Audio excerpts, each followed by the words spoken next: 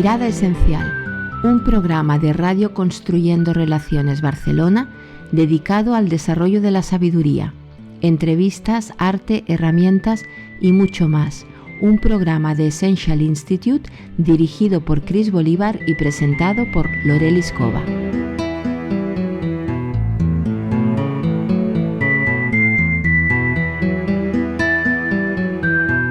Namaste, bienvenido, bienvenida al programa La Mirada Esencial de Radio Construyendo Relaciones Barcelona. Te habla Lorelis Cova. Hoy tenemos el tema Ser o no ser, la presión social, con Chris Bolívar y Ricard Royan.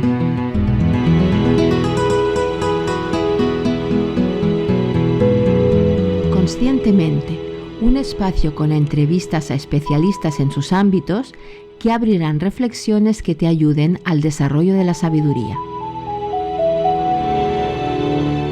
Cuando dejas de pelearte contigo mismo, florece tu don.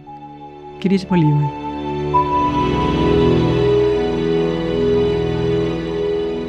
En este programa queremos aportarte una mirada para esas situaciones en las que nos sentimos presionados ante la mirada del otro. Hay contextos sociales, familiares y bueno, pronto ya estaremos en las fiestas navideñas, las reuniones familiares, las de trabajo, los amigos, y es una época de mucha tensión para nosotros porque nos autoexigimos, no nos permitimos ser lo que tenemos dentro, manifestarlo y permitimos que otros proyecten sus expectativas en nosotros. Para este tema queremos ayudarte y está con nosotros Chris Bolívar. Namaste, Chris. Namaste. Chris Bolívar, como algunos ya sabéis, tiene más de 30 años de experiencia acompañando procesos de transformación. Es creadora del coaching esencial y fundadora y CEO del Essential Institute. Es licenciada en psicología organizacional y en filosofía, poeta y pintora. Chris, esta presión, esto con lo que nos cargamos día a día y muchas veces no sabemos cómo trajinar con estas situaciones. ¿Por qué nos ocurre? ¿Qué pasa con el ser o no ser?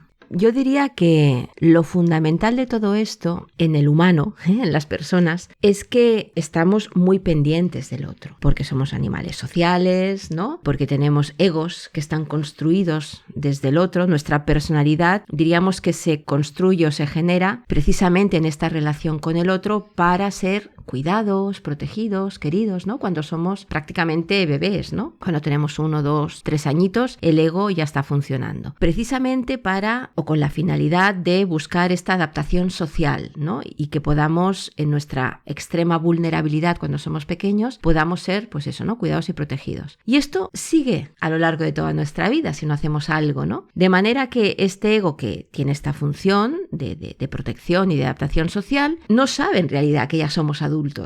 Sigue funcionando protegiendo a este niño pequeño, ¿no? Pero el niño pequeño que está es más que el niño pequeño o la niña pequeña. Somos adultos con recursos, con nuestro sentido de vida, con la necesidad de expresarnos y de, ¿no?, florecer y de realizarnos, ¿no?, a nuestra manera, pero seguimos teniendo esta presión interiorizada de lo que tenemos que ser, hacer, pero sobre todo deber ser o no ser, ¿no? De ahí el título del programa, Ser o no ser, para poder seguir, o sea, seguimos creyendo que dependemos absolutamente del otro. O a veces buscamos la independencia total, que tampoco se puede, en realidad somos interdependientes. Por lo tanto, vivimos, lo sepamos o no, de forma consciente o no, según lo que nosotros creemos que el otro, el mundo, pide de nosotros. Pero en realidad no son nosotros, es nuestro propio mandato interior el que nos exige y el que nos limita y el que nos hace ser de determinada manera, ¿no? De ahí luego la frustración, la decepción,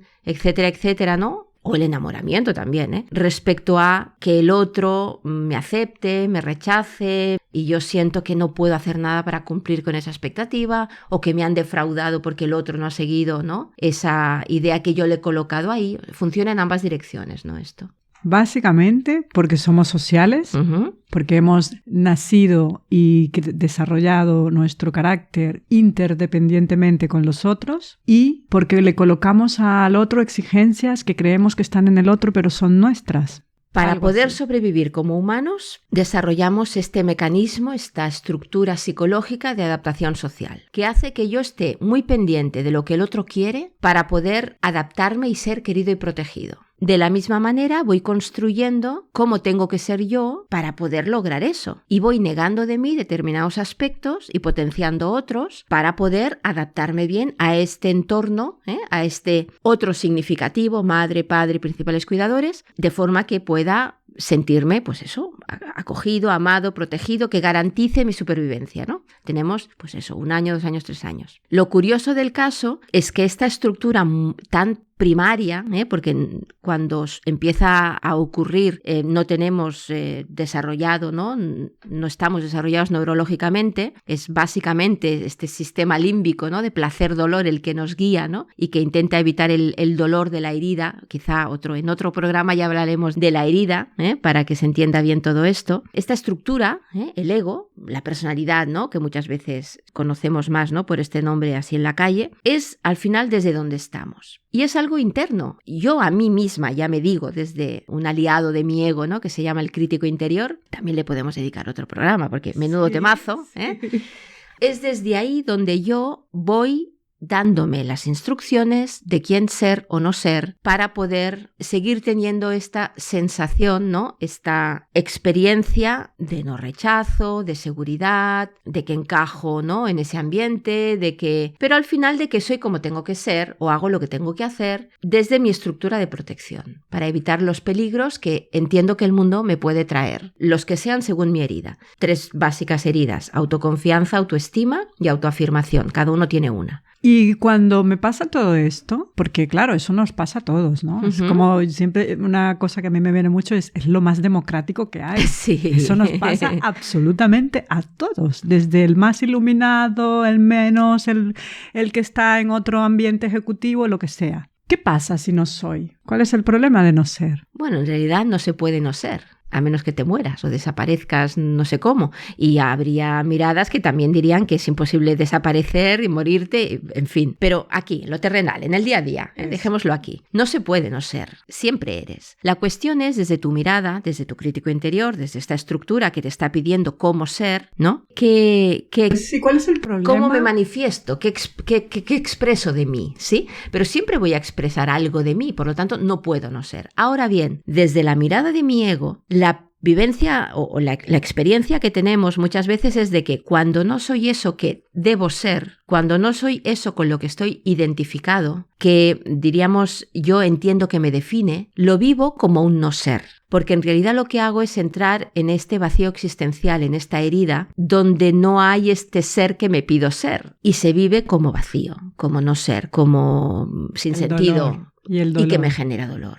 Uh-huh. Ese dolor que es el que nos hace luego esa comparación, ese retirarnos del otro, ese juicio, ese miedo, ¿no? Todo esto de lo que... de esa presión que nos estamos metiendo, ¿no? Sí, porque la presión, recordemos, la presión no es que el otro me presione, es que, diríamos, toca el botón de lo que yo me pido. La presión es interna en realidad. Me despierta el miedo a, si no soy de determinada manera, pues o no me querrán, o no pintaré nada, o la vida me traerá alguna desgracia, o lo que sea, según mis miedos, ¿no? Otro programa, los miedos. Recordamos a los oyentes, si te parece, que en Facebook, en el grupo de La Mirada Esencial, pueden dejar, o en la web, o por email, da igual, como sea, pero pueden dejar sugerencias de programas, preguntas, lo que sea, para que luego cuando hagamos el programa, pues realmente sea interesante para los que escuchan. Igual en el espacio artísticamente podríamos retomar el tema que estábamos hablando fuera de micro. Uy, sí, llevamos aquí una conversación de 1 hora. Y ahí les podremos pedir que nos den esos temas y cómo serviría. Y en este último tema que estábamos hablando, es a reconocer cuando no soy. Para mi ego, sí. Sí. ¿Cómo sabemos que estoy en ego o estoy en ser? ¿Y cuál es esa clave que me puede dar cuando yo esté en una reunión con mi madre ahí que me está poniendo siempre como me pone, o con mi pareja, que es esos grandes maestros que tenemos? ¿Cómo hago allí para poder yo decirme para? Va bien reconocer ¿no? Este patrón, esto que se nos repite, y lo puedo observar porque hay exigencia, hay miedo, me puedo pillar en cosas en las que me he pillado toda la vida, ¿eh? Si las pienso veré que siempre es lo mismo lo que me hace reaccionar y siempre es lo mismo lo que no soporto, que normalmente pues viene, ¿no? En forma de madre, padre, pareja, hermanos, porque son los que han construido hijos, ¿no? Sobre todo adolescentes, es lo que han estado en juego ahí, ¿no? Y porque nos han creado o porque hemos creado, ¿no? Pero siempre desde esta estructura. Y cuando yo percibo todo esto, que no fluye, que hay sufrimiento, que hay miedo, que hay exigencia, que, bueno, que las relaciones son difíciles, ¿no? Por decirlo así, son, diríamos, indicadores de que estamos en juegos de ego, ¿no? Claro, la cuestión es, yo a veces ya no quiero picar o ya lo veo, pero me tiran el anzuelo. O sea, en la comida familiar. Evito a la familia, pero una vez al año, ¡boom!, estamos todos ahí con todas las dinámicas viejas, ¿no? Etcétera. O, por ejemplo, en el trabajo, ¿no? Estoy manteniendo el tipo, con mis clientes, con mis cositas, buscando mi espacio, pero claro, en la comida navideña empresarial, con el alcohol de por medio y con no sé qué, y donde el jefe dice, no, seamos todos buen rollo amigos, hoy es fiesta, uy, aquí vuelven a salir los monstruos, ¿no? Desde el punto de vista del ego. Entonces son situaciones donde, bueno, esta es y 10.000 más, ¿no? Donde es fácil, ¿no? Que alguien tire anzuelos, nosotros tiramos anzuelos también, y entonces nos empezamos a enredar. Si podemos reconocer un poquito más este mecanismo de enredo, es más fácil que a la que veamos el anzuelo nuestro o del otro, tiremos un paso atrás y digamos, a ver, ¿qué está pasando aquí? ¿Para qué me vuelvo a enredar yo en eso? ¿Qué me estoy pidiendo ser? ¿Por qué no puedo fluir? ¿Por qué no me dejo? ¿Qué miedo hay ahí en fluir, en expresarme desde lo que sea natural en mí? Claro, muchas veces diremos, hombre, no, porque entonces me sale que mataría a la suegra. los chistes estos. O tengo miedo de romper la relación y que ya con la familia no nos hablemos más, ¿no? Cualquier cosa, muy bien. En primer lugar, poner límites es abrir posibilidades. Esto hay que tenerlo claro. No necesariamente lleva a la ruptura, sino que permite otro tipo de relación que a lo mejor ha de tener su espacio de duelo y su espacio de que todo el mundo se recoloque, pero para llegar a un sitio más sano, porque lo que está claro es que desde donde estemos ahora, igual no es la manera. Y por otro lado, el aprender a escucharme y a permitirme ser me abre la oportunidad de crecer y me abre la oportunidad de que en lugar de soltar el puñetazo a no sé quién, ¿no? Porque en realidad la ira tiene que ver con que yo no me he respetado, que yo me he estado reteniendo, que yo estoy todavía observando al otro desde el rechazo y desde la sombra. Como todo esto irá soltándose, tampoco hay ganas ya. O sea, lo que entras es en espacios de mucha más calma interior y relaciones mucho más sanas, que no quiere decir que seamos amigos del alma, porque igual no me llevo bien con mi compañero porque es de otro planeta. Pues qué bien, pero eso no implica que no le soporte. Por lo tanto, cuando yo me permito todo esto, a pesar de que el miedo es a romper la relación o a que me despedirán porque me saldrá aquí no sé qué cosa, en realidad, si me lo trabajo bien, con conciencia, muchas veces con herramientas, bien acompañado, etcétera, lo que me lleva es a que el otro ya no me genera esta ira o ya no me molesta lo que hace mi madre, ya no me dan ganas de cambiarla, porque entiendo que es como es y que en realidad lo hace pues desde donde puede hacerlo, me genera amor, me genera compasión, me genera en primer lugar conmigo y por extensión respecto a los demás. Y por lo tanto hace que las relaciones acaben fluyendo mejor porque yo fluyo mejor conmigo, yo me relaciono mejor conmigo mismo. Muy clave, ¿no? El relacionarte muy bien contigo mismo. Porque también a veces me da la impresión de que los coaches hablamos de ese paso y suena súper fácil, ¿no? Es como que, wow, sí, me relaciono mejor conmigo misma y voy a ver en el otro que todo lo que estoy viendo en el otro lo tengo que devolver a mí. ¿Cómo se lo hacemos mucho más fácil ese punto?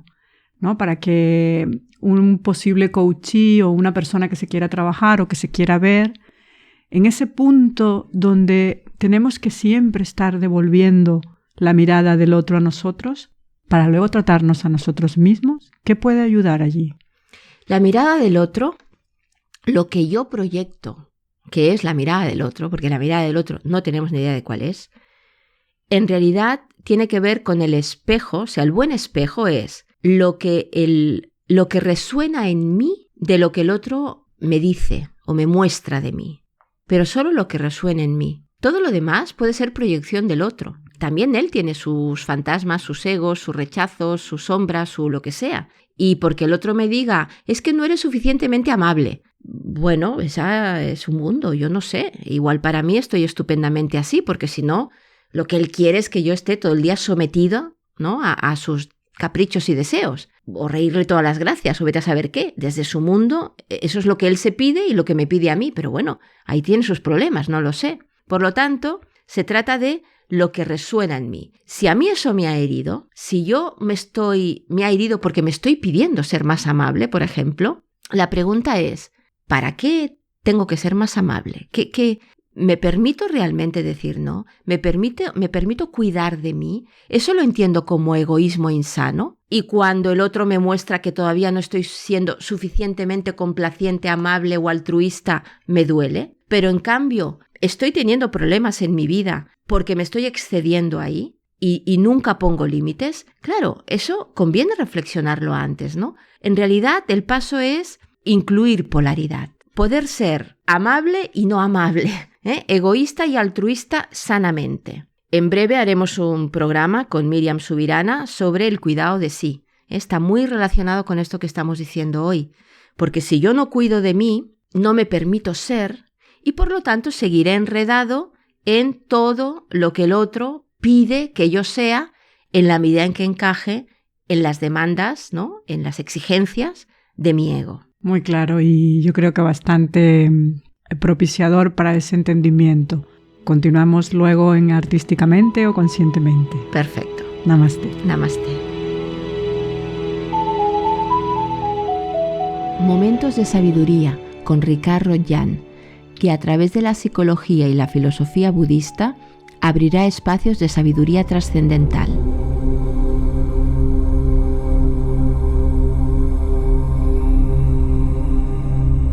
Desde la confusión personal del ego me pongo en juego y reacciono. Desde la sabiduría transpersonal de la esencia, juego al juego y acciono.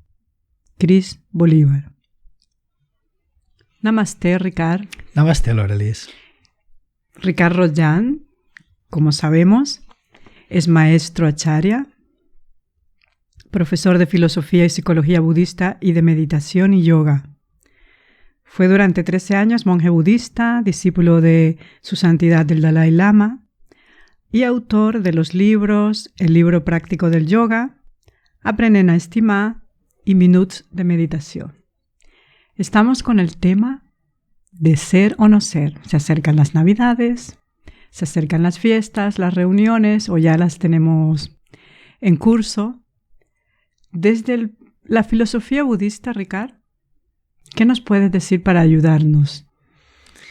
Bueno, pues la mirada budista en este sentido es muy clara. Sencillamente nos ayuda a buscar lo que somos en realidad y a buscar también lo que hacemos más allá de esa realidad. Es decir, nos enseña lo que no somos y lo que somos, por decirlo más claramente. Para ello hay técnicas de meditación, estudio, etcétera, etcétera, que nos llevan en este camino. Por ejemplo, para ver lo que no somos, nos enseña que hay dos velos. Uno sería el velo de las emociones perturbadoras o emociones destructivas que nos afligen.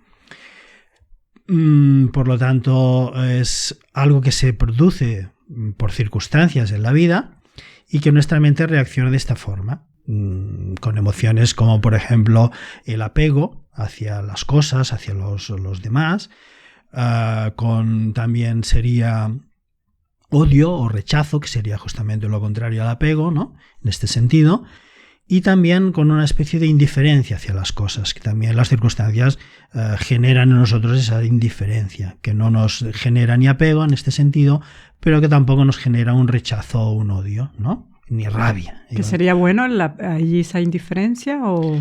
No, en este sentido es no valorar las cosas como son en realidad, por lo tanto es una mirada, digamos, de ignorancia sería. No quieres saber nada de aquello que te rodea ni de las circunstancias que rodea, luego no generas o no gestionas bien tus emociones en este sentido.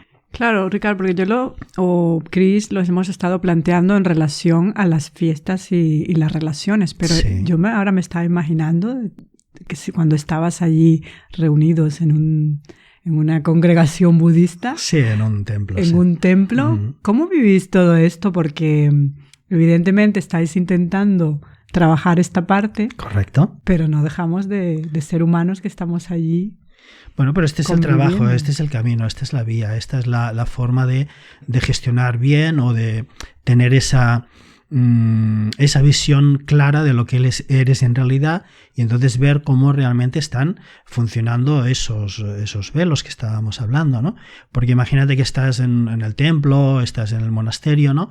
Y estás conviviendo con muchísimos monjes más, o sea, hay una reunión de ahí de gente que está en un trabajo potente de acabar con el ego y acabar con esa manifestación egoica que son las emociones perturbadoras, circunstanciales, como decíamos, ¿no? Entonces, claro, por cualquier cosa te puedes molestar con una persona o un monje que no está haciendo las cosas como tú quisieras o como tú ves que las tendría que hacer, ¿no? O que incluso está a tu cargo, porque a veces hay monjes novicios, etcétera, etcétera, hay una relación así de ayuda mutua, ¿no? Pero claro, tú consideras que lo tiene que hacer así y él no lo hace así, entonces te puedes molestar por ello, pero claro, hay ese trabajo personal de ver cómo la circunstancia te está produciendo en tu mente esa reacción de molestia o de enfado, y entonces en lugar de reaccionar, pues haces un proceso de digamos, refrenar esa emoción que se está generando en tu mente, y entonces buscar justamente lo contrario, que es a partir de tu ser, de tu naturaleza esencial, encontrarás en ti un potencial extensísimo, amplísimo, ilimitado, por decirlo así, de emociones buenas, por ejemplo el amor, ¿no? El amor en este sentido pues es antídoto directo a la rabia, a la molestia, el odio, etcétera, etcétera. Entonces, en este sentido, en lugar de reaccionar con rabia, lo que haces es desarrollar el amor.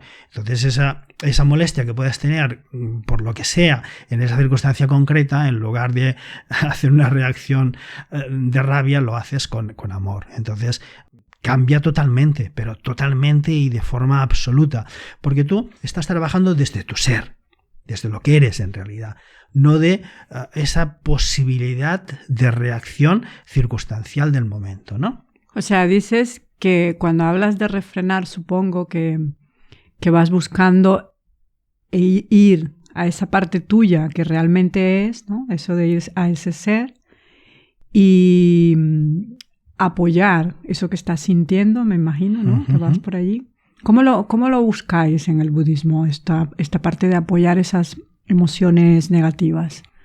¿Tenéis un sistema, no sé si es meditación o...? Bueno, la meditación se llama Vipassana. Vipassana es... hay una previa, sería una meditación previa, que sería la meditación de la calma mental, o shamatha, que se llama. La calma mental te permite tener esa visión más profunda de ti y lo que está sucediendo en ti, en tu mente, en tu ser, ¿no? Y a partir de ahí es como realmente ves. Es como si tuvieras, digamos, delante tuyo un espejo que te refleja a ti mismo y te estás viendo a ti mismo, lo que eres y lo que no eres. Es decir, es como si surgiera en ese espejo motas de polvo, ¿no? Y entonces, como ves que las motas de polvo son circunstanciales, que se están produciendo ahí, lo único que puedes hacer es coger un paño y limpiar el espejo, dejando que sea lo que es y que refleje las cosas tal como son. Claro, cuando refleja las cosas tal como son, tu mente las ve tal como son, realmente no hay lugar para el enfado, no hay lugar para el apego, no hay lugar para la indiferencia, sino que la manifestación espontánea y natural de tu mente es todo ese potencial del que dispone de amor, compasión, sabiduría. Entonces la relación es mucho más armoniosa con todo. Entonces eres lo que eres en ese momento, no eres lo que no eres, que muchas veces es lo que nos arrastramos en ser lo que no somos. Y ahí es donde surge el problema egoico, ¿no? Es el sufrimiento del ego con las emociones perturbadoras y las acciones reactivas en ese sentido que acostumbran a ser pues desagradables, de insatisfacción, de sufrimiento, porque Si después tenemos un espacio de reflexión al respecto, vemos que no nos hemos relacionado de forma armoniosa con los demás y entonces no nos sentimos satisfechos con nosotros mismos ni con lo que hemos estado haciendo. La primera vez que te escuché aquí en el Essential Institute me acuerdo mucho de esta frase que me llegó bastante, como lo decías, de que al final, si nosotros nos sentimos o reaccionamos de una manera que le podemos hacer daño a los demás, finalmente nos sentimos mal con nosotros mismos, ¿no? Claro, es que vemos que no hemos desarrollado esa capacidad de bondad, de armonía, de comprensión, de inteligente tolerancia. El Dalai Lama lo dice mucho, que realmente si fuéramos personas realmente egoístas, seríamos egoístas en sentido positivo, porque nos damos cuenta de que si hacemos daño a los demás nos lo estamos haciendo a nosotros mismos, y ese estado de insatisfacción y malestar que sentimos no lo tendríamos si egoístamente nos portáramos bien con los demás, para realmente egoístamente tener un resultado positivo y sentirnos bien, aunque es un egoísmo muy diferente, ¿no? Y cuando encontramos que hay personas difíciles, pues lo que decía antes, es muy importante la tolerancia inteligente en el sentido de que esa persona tiene problemas y entonces ahí la inteligencia te dice, pues sé más compasivo porque esa persona tiene problemas y en este momento no se sabe gestionar bien y necesita ayuda. ¿Cómo le puedes ayudar? Pues no reaccionando de la misma forma que él, con enfado, con maltrato, con lo que sea, beligerantemente, sino reaccionar compasivamente, con amor, viendo que hay otras que vea que hay otras formas de hacer las cosas. Entonces le das esa posibilidad de cambiar de forma de actuar. Que yo creo que queda claro y si no, que nos lo digan en el grupo de la mirada esencial, porque es lo que más o menos he captado yo, a ver si lo compartes. Alejarme y desapegarme de las reacciones que no soy yo, que son del ego, pero que podemos decir que es la mente o las emociones o el cuerpo, y desarrollar compasión. Es el potencial que tenemos, amor, compasión, sabiduría es lo que tenemos y muchas veces lo hemos experimentado, o sea que sabemos lo que es. No hay excusa para no ponerse, digamos, en la práctica de hacerlo seriamente. Lo que pasa es que, claro, las circunstancias, la sociedad en general, muchas cosas, dificultades de autogestión emotiva, etcétera, etcétera, o emocional, negligimos, dejamos que las cosas vayan por ahí porque siempre han sido así, etcétera, etcétera, y no buscamos cambio. Y entonces hay que ponerse serios y, como en el budismo se dice normalmente, ser responsables de uno mismo, ser responsables con los demás, para que todo sea mucho más satisfactorio y que en realidad se produzca felicidad. Pero claro, para conseguirlo hay que tener muy claro qué es el ego y ver cómo tratarlo, ¿no?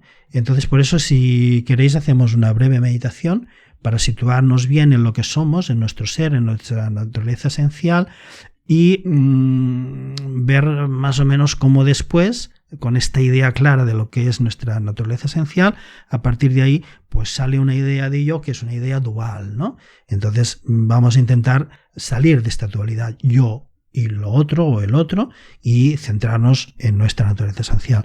Para eso pues nos podemos relajar tranquilamente, sentados, sentadas, y nos fijamos claramente en el momento en que empieza el pensamiento y no lo seguimos, lo dejamos ahí, dejamos que acabe. Cuando acaba, fíjate, antes de que empiece un nuevo pensamiento, fíjate lo que hay ahí. Luego empieza otro pensamiento, no lo continúes, deja que acabe, quédate nuevamente en ese espacio entre pensamiento y pensamiento.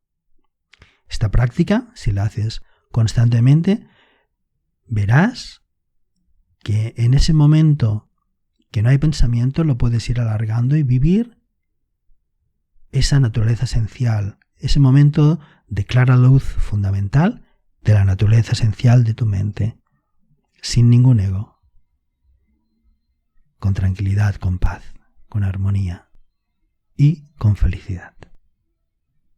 Namaste, Lorelis. Namaste, Ricardo. Gracias. Muchas gracias.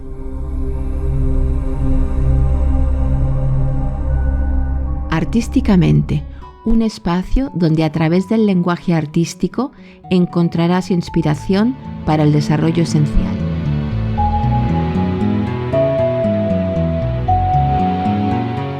La verdadera libertad es ser lo que ya eres y no estás siendo. Cris Bolívar. Otra vez aquí contigo. Hola, namaste. Hola, namaste. Desde el punto de vista de nuestro inconsciente, del arte, del otro lado del cerebro en el que solemos estar enchufados todo el día, ¿qué podemos hacer para traspasar esta presión o relajarnos un poco o conseguir un punto medio? Claro, la idea es, si salimos de nuestra parte más racional, de juicio, donde viven el mundo de las creencias, sobre todo las creencias dominantes del ego, ¿no? Que son las que están a nivel consciente, ¿no? Dirigiendo nuestra orquesta interior. Si soltamos un poco ese espacio y estamos desde lo que se suele llamar la presencia, la calma mental, como decía Ricard antes, ¿no? Empezamos a percibir nuestro ser de otra forma, ¿no? Empezamos a abrazar la sombra, como decíamos también, ¿no? En el programa del Voice Dialogue, y vernos con una mirada más amorosa para poder ser más auténticos, para poder soltar la mirada del otro, esta presión social que en realidad es nuestra mirada, nuestro crítico interior, y permitirnos ser eso que somos y no estamos siendo. Voy a leer un poema para ver si nos podemos inspirar ya, ¿no? en este espacio más deseado para poder trascender un poco esta presión, ¿no? Ese espacio que necesitamos como oro en polvo. El poema se llama Autenticidad y habla de esta lucha, ¿no? De querer ser y no ser, de esta dificultad para soltarse, ¿no? Y para poder expresarnos libremente. Dice: ser sin ser, queriendo ser, temiendo ser, no saber ser. Buscar quién ser, no sabiendo ser, no aceptando ser mi ser. Perdida en el ser, llorando por ser, deseando ser, todo el ser. Descubrir cómo ser, encontrando mi ser, atreviéndome a ser solo el ser. Cris Bolívar. Y que habla de todas esas posibles trampas en las que nos metemos. Sí, esta dificultad que tenemos, ¿no? Para expresarnos libremente, para poder ser auténticos. O sea, la historia es, si no te mirase nadie, si no hubiese ningún juicio, ¿cómo podrías ser libremente? ¿Cómo te permitirías ser? Pero ojo, que hay aquí algo tramposo. El juicio interno también es una mirada. Entonces no vale decir, no, entonces sería no sé cómo, pero claro, no debo ser así porque fíjate qué ogro sería si yo me permitiera ser todo lo que ahora tengo contenido, ¿no? Y reprimido. Claro, no se trata de qué pasa si libero a la bestia. A veces se utiliza el símil del tigre enjaulado, ¿no? Que nos da miedo soltarlo porque, claro, después de un año enjaulado, aquello, se come a lo primero que pase. Y entonces no nos valdrá para nada lo que nos ha enseñado Ricard, ¿no? Por ejemplo. Entonces, la idea es darnos cuenta de que el tigre no es malo, que es un prejuicio. Que lo que pasa es que en la medida en que lo estamos reprimiendo, no le damos de comer, no lo dejamos pasear, lo tratamos, ¿no? Muchas veces lo que se llama la profecía que se autocumple también, ¿no? Claro, al final, cuando sale el pobre, sale histérico, ¿no? De manera que mi crítico tiene otra vez argumentos para decir, ¿ves? Te lo decía yo, enjaulado otra vez. Pero no, si yo voy soltando a mi tigre, a mi parte incluso guerrera, la geburá en cábala, o esa parte que yo no me permita, da igual. Si yo la voy soltando poquito a poco en dosis homeopáticas y la conozco y la dejo expresarse y la voy reconociendo para utilizarla en los momentos adecuados, me daré cuenta de que no hay defecto en mí, de que no es una parte negativa de mí que no pueda soltar, de que al tigre no le pasa nada, sino que tiene su utilidad y tiene su espacio para poderse expresar, pero dirijo yo. Hay un cuento que, si te parece, voy a contar. Este lo trabajamos a fondo en la fase Nigredo de nuestro viaje alquímico, un programa que tenemos que hace todo este viaje, ¿no?, hacia el ser esencial. En el Essential Institute. En Essential Institute. Con Jade, ¿no? Con Jade, que lleva Jade también, ¿no?, que llevamos las dos. Y se llama la Asamblea de la Carpintería. Y dice: en una carpintería hubo un día una extraña asamblea, una reunión de todas las herramientas del taller para arreglar sus diferencias. El martillo, una de las herramientas más antiguas y respetadas, ejerció la presidencia. Pero enseguida la asamblea le dijo que debía renunciar a ella. ¿Por qué?, dijo el martillo muy extrañado. «Porque haces demasiado ruido y además te pasas el día golpeando», le respondieron. El martillo aceptó estos reproches, pero pidió que también fuera expulsado el tornillo. Alegó que para que fuera útil tenía que dar muchas vueltas, demasiadas vueltas. Frente a esta acusación, el tornillo fue expulsado, pero a la vez pidió que se hiciera lo mismo con el papel de lija. Hizo notar delante de toda la asamblea que tenía un trato muy áspero y que su carácter siempre rozaba con los demás. Delante de una evidencia así, el papel de lija no tuvo más remedio que estar de acuerdo, siempre que también se expulsara de la asamblea al metro, porque constantemente medía a todo el mundo según su criterio, como si él fuera el único perfecto. En ese momento entró el carpintero. Se puso el delantal y empezó a trabajar. Cogió un tablero y chapas de dos clases distintas. Usó el metro, el martillo, el tornillo y el papel de lija. Finalmente, aquellas chapas de dos colores diferentes, una de pino muy clara y otra de nogal casi negra, se convirtieron en un precioso tablero de ajedrez, con una superficie fina y suave. Cuando la carpintería, al final de la jornada, quedó vacía de nuevo, las herramientas reanudaron la asamblea y continuaron sus deliberaciones. Entonces tomó la palabra el serrucho y dijo, con tono solemne: «Señores, señoras, ha quedado demostrado que tenemos defectos, pero en cambio el carpintero trabaja con nuestras cualidades y las aprovecha. Esto es lo que nos hace valiosos a todos. Basta ya de pensar en nuestros puntos malos y concentrémonos de una vez por todas en aquello que todos tenemos de bueno». Entonces la asamblea vio que el martillo era fuerte, que el tornillo unía y prensaba, que el papel de lija era ideal para pulir y eliminar asperezas, y descubrieron que el metro era preciso y exacto. De repente, descubrieron que formaban un equipo capaz, juntos, de hacer cosas de gran calidad, y se sintieron orgullosos de trabajar juntos y de la fortaleza que esto les daba. Ilustrativo. Ilustrativo. Es bastante visual de aquello que queremos conseguir después de estas fiestas navideñas que ponen a prueba muchas cosas. Ponen a prueba. Y a mí me viene también, no sé si te pasa, de la película Bridget Jones. Es muy de Bridget Jones, ¿no? Cómo se tortura a sí misma. Y con todo lo que tiene que relacionarse con la madre, el padre, la familia y todo esto, sí, ¿no? Sí. Es muy... En realidad es el otro, ¿no? Son las relaciones las que son los grandes maestros, ¿no? Como dirían los sufís, el maestro principal es el matrimonio, donde estamos ahí desde la intimidad cada día en la cotidianidad, ¿no? Me gustaría hacer algunas reflexiones sobre el caso, ¿no? ¿Dónde ponen foco las herramientas al principio de la asamblea? Si puedes reconocer estas herramientas en ti y qué otras. ¿Qué papel desempeña el carpintero? ¿Y cuál sería el símbolo del ajedrez? ¿Y qué opinamos, ¿no? ¿Qué opinas del discurso del serrucho, que pone foco en los defectos? ¿Hay realmente defectos? Claro, en esta historia habla de esos defectos, ¿no? Como si fuera algo malo. Defectos y... No, porque este es un discurso muy de la sociedad nuestra, ¿no? Quizá no hablamos tanto de defectos y hablamos más de virtudes, pero en realidad estamos en la dualidad otra vez. La calidad del serrucho o la calidad del martillo o de quien sea, cualquiera de nuestras posibilidades de ser, no es ni bueno ni malo, es.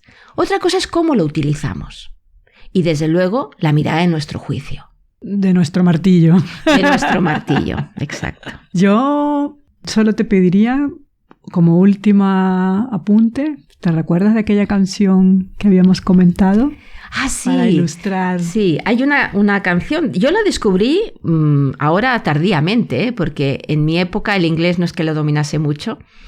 Y ahora además con YouTube y su fantástico, ¿no? Buscar las lyrics, ¿no? Sí. Lo pillas todo. Entonces me sorprendió mucho ver Logical Song de Supertramp, cómo habla de todo esto. De quiénes somos, de lo que nos permitimos ser, de cómo me exijo ser lógico, racional, etcétera, etcétera, ¿no? Bueno, es una canción que creo que nos ayuda y nos inspira también, ¿no? Para reflexionar sobre quién me estoy exigiendo ser, en lugar de ser auténticamente reconociendo toda la belleza interior que soy. Sería un buen truco. Cada vez que estés allí en plena tensión, búscate la canción y póntela. Exacto, y permítete ser toda la belleza que eres. Namaste, Cris. Namaste. Gracias. Sabiamente, espacio de herramientas y propuestas orientado a facilitar el pasar a la acción con sabiduría. El otro creó nuestra herida, pero ningún otro podrá sanarla. Cris Bolívar. Namaste. Namaste. ¿Qué le damos a los oyentes para que puedan utilizar todo eso que ya nos has contado antes, para que luego puedan ir a su parte más interior, más artística, y concreten en algunos cambios, en algunos trucos, en alguna recomendación? Sí. Bueno, podemos proponer, por ejemplo, lo que antes habíamos insinuado, ¿no? Si no hubiera un otro mirando, ¿cómo me expresaría libremente? Claro, la gracia está en darme cuenta, como decíamos, que el otro soy yo, es mi propio juicio interior. Pero puedo hacer el ejercicio de, por ejemplo, si tengo algo que decirle, ¿no? a alguien, hacerlo por carta, sabiendo que no la voy a enviar. Intentando relajar un poco qué dirá el otro de mí, qué pensará, ¿no? En definitiva, qué diré yo de mí si me mostrase así o asá. Y permitirme decir todo lo que surja.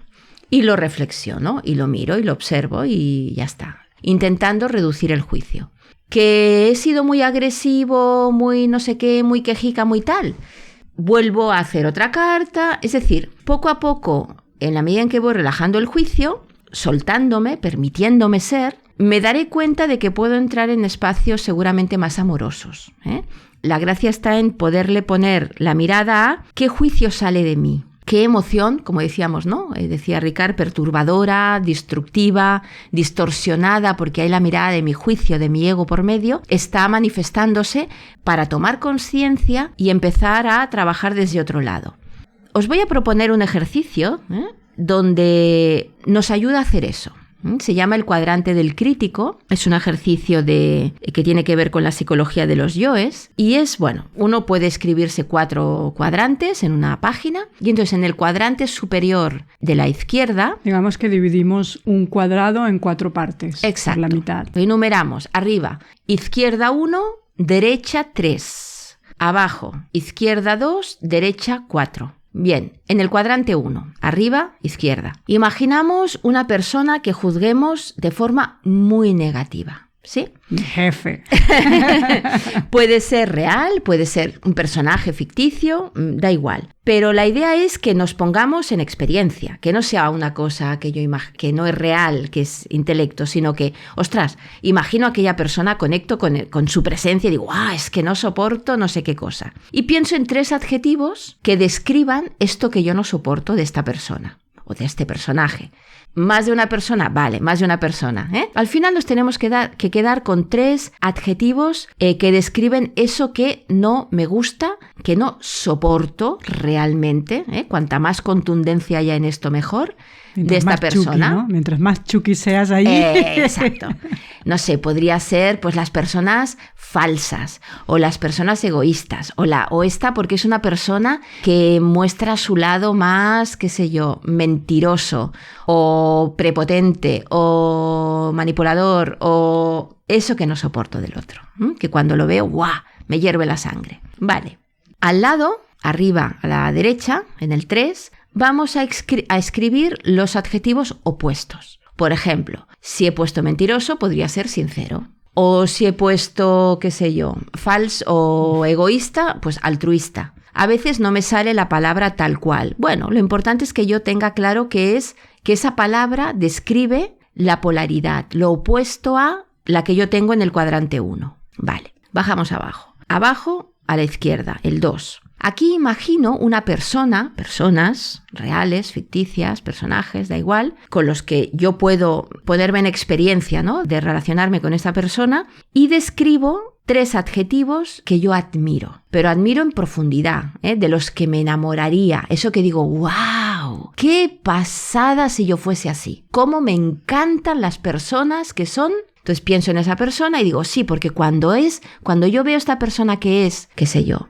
fuerte, capaz, líder, entusiasta, positiva, sincera, directa, espontánea, valiente, espontánea, qué sé yo, cada uno lo suyo, ¡wow! ¡Qué pasada!, ¿no? Si yo pudiera ser así. Vale. Y al lado, abajo a la derecha, en el 4, lo mismo, escribo los adjetivos opuestos. Muy bien. ¿Qué tenemos aquí? Un mapa, pero impresionante. Impresionante. Si esto lo hemos hecho bien, si en lo primero, en el cuadrante 1 había eso que yo no soporto y en el 2 había eso que realmente admiro, lo que me va a aparecer es la mirada de mi crítico. ¿Qué me digo yo a mí mismo? Y cómo esto al final lo proyecto al mundo y desde dónde me estoy relacionando con el otro. Esta presión social que decíamos en términos sociales, que es, ¿no?, la sociedad en su expresión conjunta, ¿no?, lo que yo creo que me pide, o en términos personales, relacionales concretas, ¿no?, mi madre, mi padre, mi no sé qué, pero que está todo en el mismo saco. Y tienen que ver siempre con esta mirada que yo tengo de mí. Bien, ¿qué tenemos aquí? Fijaos, en el 1 tengo lo que mi ego, mi crítico interior, que es quien trata de que se cumplan las reglas de mi ego. El martillo. La mirada del martillo, ¿no?, de inicio, me dice que yo así no debo ser. Son las energías renegadas, lo que no me permito, lo que escondo de mí debajo de la alfombra. Ser así está mal, no se puede ser así. En consecuencia, lo vuelco hacia afuera, hacia el otro, hacia lo social, en forma de juicio negativo. Yo no me lo permito, cuando lo veo fuera, tampoco, ¿sí? Menos, ¿no? O sea, si yo no puedo, el otro menos. Exacto. Es decir, se convierte en juicio contundente cuanto más reprimido está en mí, cuanto menos me lo permito, más lo niego en mí, más lo proyecto fuera. Yo no estoy gorda, mira la otra. ¿Sí? Con lo cual yo me quedo tranquilo, porque yo así no soy, ¿vale? Bien. Por lo tanto, ¿cómo quiere mi ego, mi crítico interior, que yo sea? ¿Qué me pido ser? Lo que hay al lado, en el 3, arriba, a la izquierda. A la derecha. Cuando mi crítico interior me ve así, está feliz. Ahora soy quien debo ser. Ese soy yo. Cuando yo me comporto así, cuando yo estoy en un ambiente social que también es así, estamos todos tranquilos y en calma. Es como si ha de ser. Diríamos que está alimentando mi ego. O sea, nuestra señorita Rottenmeier estaría encantada. Encantada. Si yo tengo una Rottenmeier que me pide ser perfecta y estoy en un ambiente social o el otro me está mostrando de mí, me hace el espejo, que yo soy una persona perfecta, pues estupendo, ya está. Felices, muy bien. Recordemos que esto es tramposo, porque en realidad también somos lo que hay abajo. ¿Qué hay en el 2? Abajo a la izquierda. Lo que cree mi crítico interior que debo ser, pero no soy. Por eso cuando lo veo fuera lo admiro. Es decir, es mi parte renegada en términos de que mi crítico no es capaz de ver eso en mí, aunque considera que es positivo. Es como yo me machaco. Es cuando yo veo en el otro eso que yo creo que no soy. Sin embargo, recordemos, somos todo. Esa es la clave de la cosa. Somos la carpintería entera.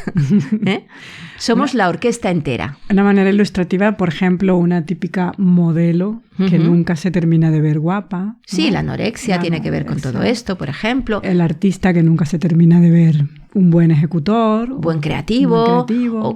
Es decir, no vemos aspectos nuestros que valoramos y que no reconocemos porque la mirada de nuestro crítico está colocada en otro sitio. ¿Dónde está colocada? En el 4. No es que yo sea así, mi crítico me ve así. Ese es el problema. Mi crítico cree que yo soy lo que hay en el 4. Aquí está la herida.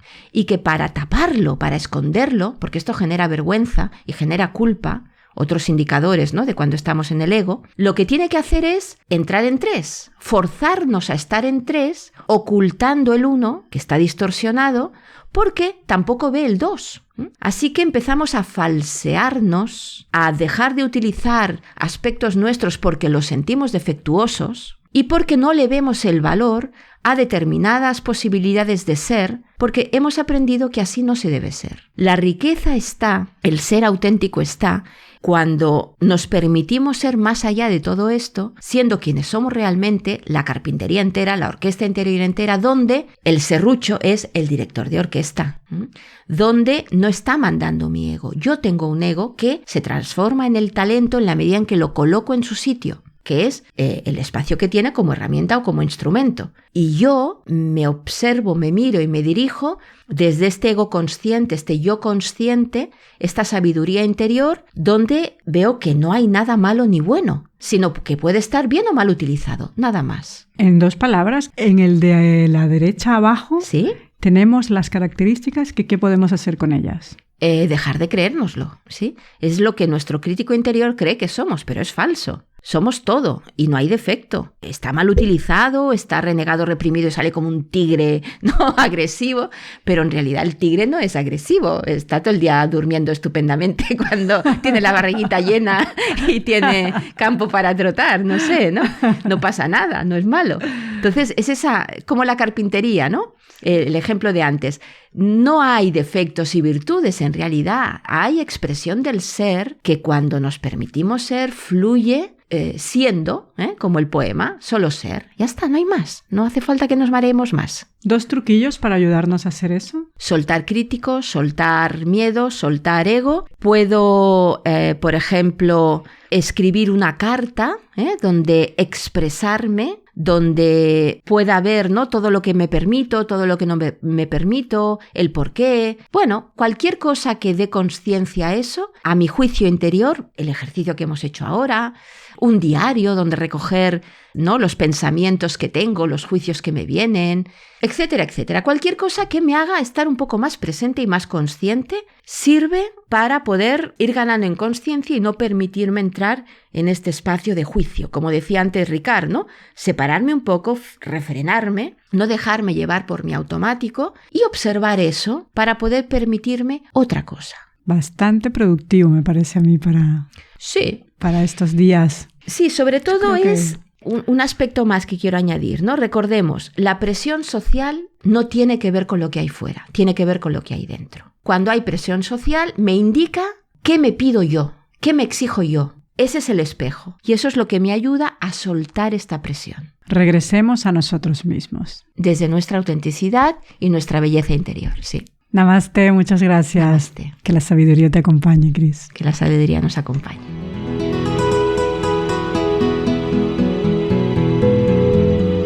Gracias a nuestros invitados por haber compartido la mirada esencial con nosotros y gracias a Radio Construyendo Relaciones Barcelona. Puedes seguirnos, escucharnos o descargarte el podcast del programa en www.essentialinstitute.org, sección de recursos. Essential Institute es un espacio para la sabiduría, conciencia y la transformación personal, organizacional y social. También puedes co-crear y compartir el programa desde nuestro grupo de Facebook Radio La Mirada Esencial. Por último, te recordamos nuestro email de contacto info@essentialinstitute.org. Desde la mirada esencial, Loreli Escoba, como siempre, te desea que la sabiduría te acompañe. Hasta la semana que viene. Namaste.